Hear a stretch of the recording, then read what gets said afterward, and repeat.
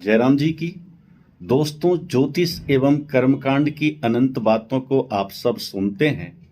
आज भाग संख्या 59 में मैं परिचर्चा करना चाहता हूं शनि ग्रह का स्वभाव, प्रभाव और निदान। इन तमाम बातों पर मैं परिचर्चा करूंगा। पहले यह समझ लें, ज्योतिष जगत में जैसे सूर्य को सम्राट कहा गया है, वैसे ही शनि देव को न्यायाधीश का पद मिला है।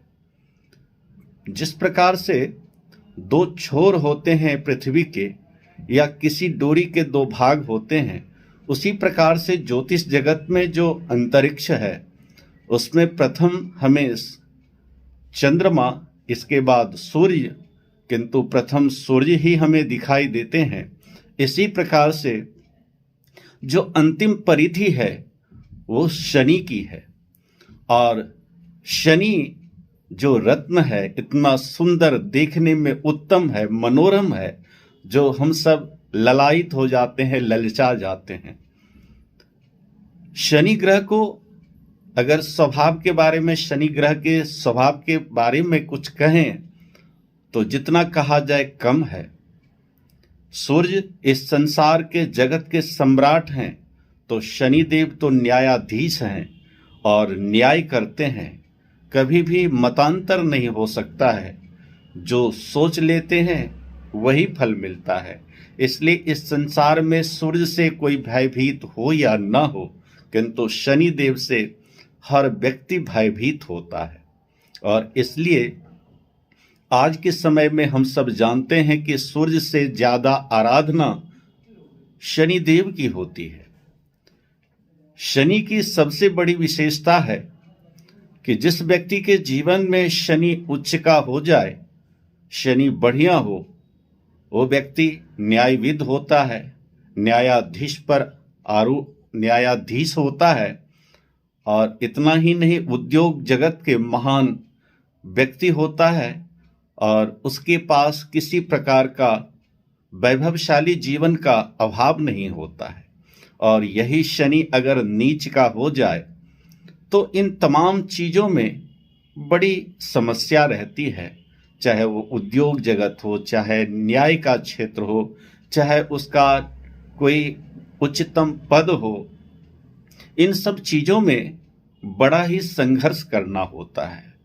शनि ग्रह के स्वभाव के बारे में, शनि ग्रह जितने भी ग्रह हैं, उन तमाम ग्रहों में शनि ग्रह एक बार जहां पर विराजमान हो जाए तो बहुत जल्दी स्थान परिवर्तन शनि नहीं करता है। शनि ग्रह वैसे इस जगत में सबको ग्रह कहते हैं, किंतु वास्तव रूप में ये तमाम ग्रह देव तुल्य हैं और देवताओं की तरह अपना स्वभाव और प्रभाव दिखाते हैं। ज्योतिष जगत में शनि देव इसलिए हैं क्योंकि जहां पर सत्यम वद धर्मम चर, ये जो परिभाषा है, यह शनि देव के ऊपर में बिल्कुल सटीक बातें लागू होती है। अर्थात शनि ग्रह किसी को देख करके अपना न्याय नहीं करता। शनि ग्रह पूर्ण प्रभाव व्यक्ति के ऊपर देता है। एक दरिद्र राजा भी हो सकता है और एक राजा दरिद्र भी हो सकता है। शनि की जहां दृष्टि पड़ती है वो सर्वनाश कर देती है, और शनि जहां विराजमान होता है वो स्थान की उन्नति हो जाती है, चाहे शनि नीच का हो, चाहे शनि उच्च का हो। ज्योतिष जगत में दो राशियों पर शनि का अधिकार मिला है, मकर और कुंभ। ये दोनों राशियों पर शनि ग्रह को अधिकार मिला है। और मेष का अगर शनि हो जाए तो फिर नीच का हो जाता है। तुला राशि का अगर शनि हो जाए तो उच्च का हो जाता है। शनि ग्रह जिन बलशाली ग्रहों के साथ शनि ग्रह होगा, वैसा ही स्वभाव और प्रभाव व्यक्ति के जीवन में आएगा। शनि के साथ सूर्य हो जाए तो मतांतर रहता है। शनि के साथ शुक्र हो जाए तो कूटनीतिज्ञ होता है, राजसी ठाठ बाट से जीता है और उच्च पद पर आसीन होता है। शनि के साथ बुध हो जाए तो महान कलाकार होता है। शनि के साथ मंगल हो जाए तो फिर इंजीनियर, डॉक्टर, सैनिक क्षेत्र में अपना एक विशेष महत्व रखता है। राहु केतु के साथ युक्त हो जाए तो फिर छलबल के क्षेत्र में विजय प्राप्त करता है।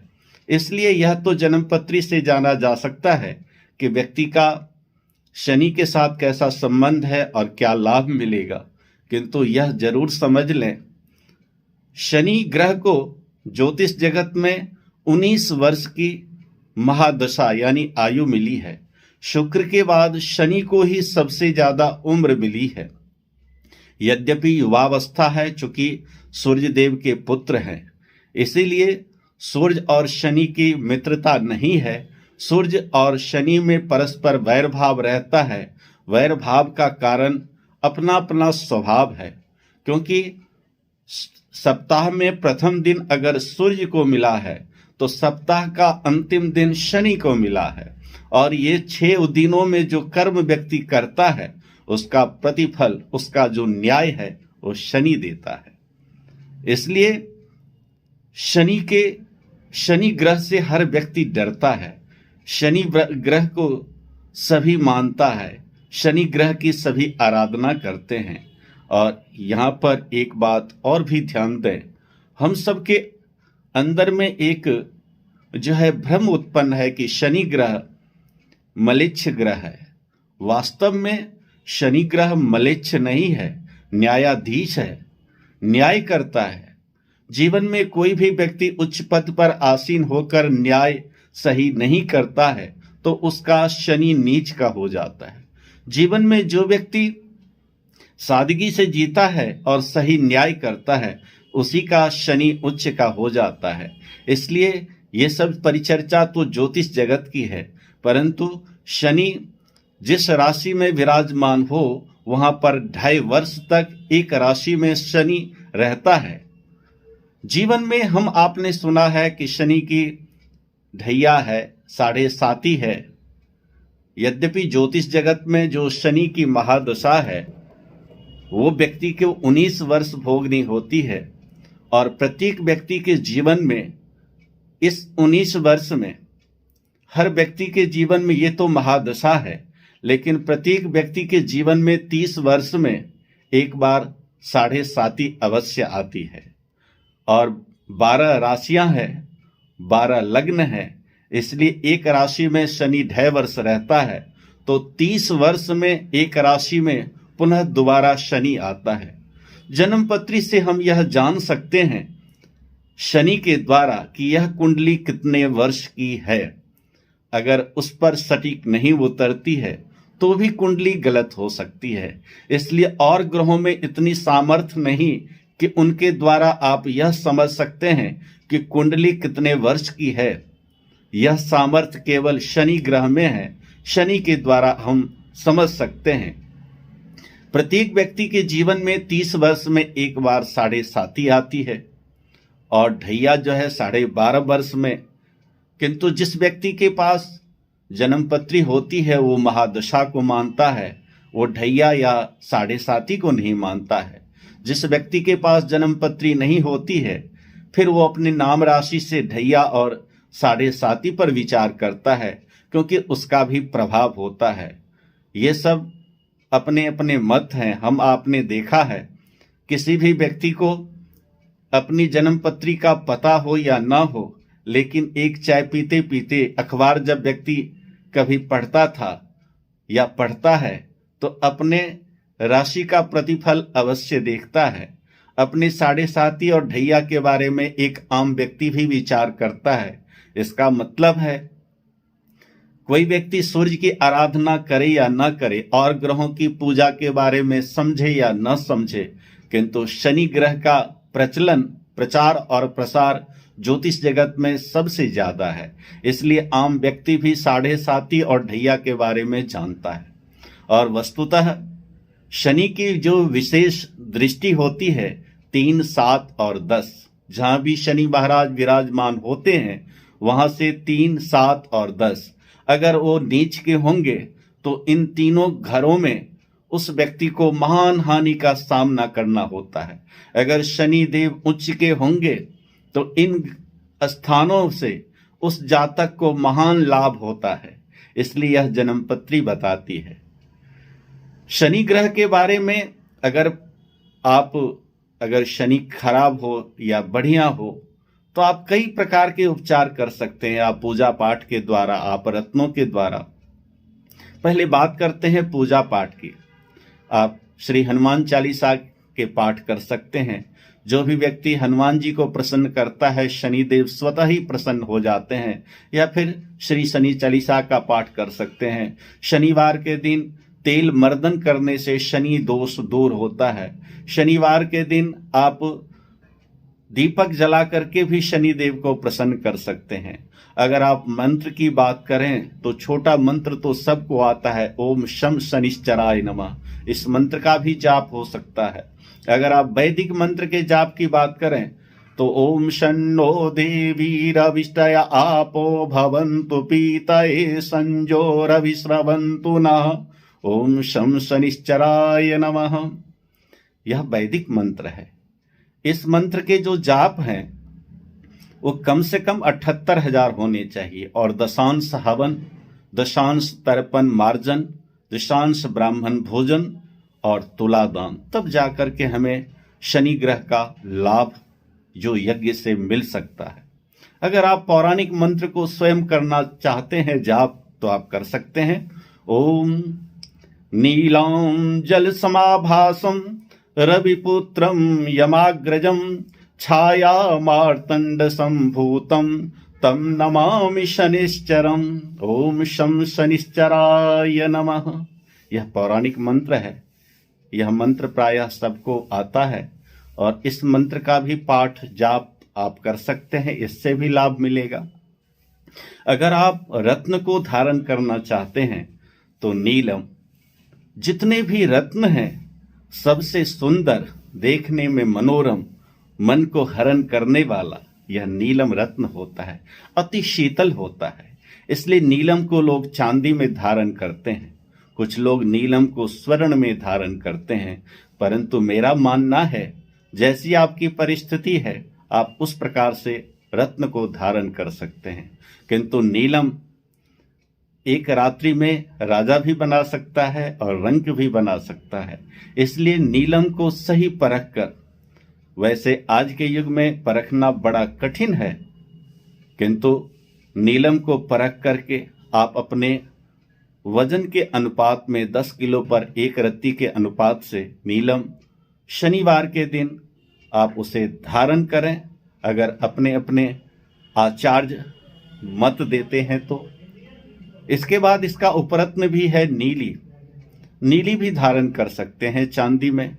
और ये मध्यमा उंगली में शनिवार के दिन 12 बजे दिन के उपरांत शुभ नक्षत्र में, शुभ मुहूर्त में, शुक्ल पक्ष में किसी आचार्य से शुद्ध करा करके तब यह अंगूठी पहननी चाहिए, तभी हमें लाभ मिलता है।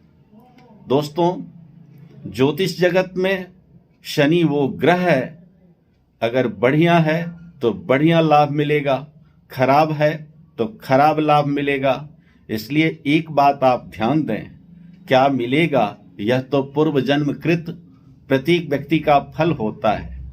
किंतु जो व्यक्ति अपने पद पर आसीन होता है, जो व्यक्ति का जो कर्तव्य होता है, उन कर्तव्यों का सही नहीं निर्वहन करना ही नीच का शनि होता है। और अपने पद पर आसीन होकर अपने कर्तव्यों का सही निर्वहन करना ही उच्च का शनि होता है। इसलिए जीवन में, ज्योतिष जगत में आप ग्रहों को माने या ना माने, आप जन्मपत्री को माने या ना माने, लेकिन जीवन में जो व्यक्ति के कर्तव्य हैं उन कर्तव्यों का सही निर्वहन करना ही बढ़िया शनि है, बढ़िया स्वभाव है, बढ़िया प्रभाव है।